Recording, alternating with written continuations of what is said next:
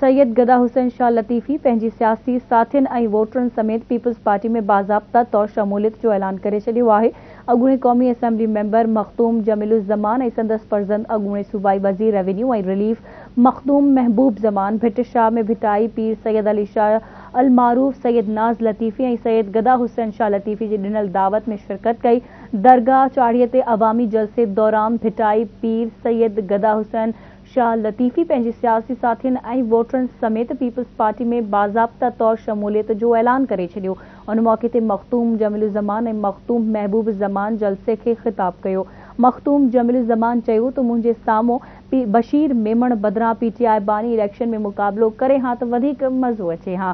नवाज़ शरीफ़ मोहतरमा बेनज़ीर भुट्टो ऐं मुंहिंजी वालदा जे दौर जो वॾो लीडर आहे। नवाज़ शरीफ़ जो वापसि अचणु सुठो अमल आहे। उन चयो त मुंहिंजो शौक़ु आहे त क़ौमी असेंबली में रही तक जे अवाम जी ख़िदमत करियां।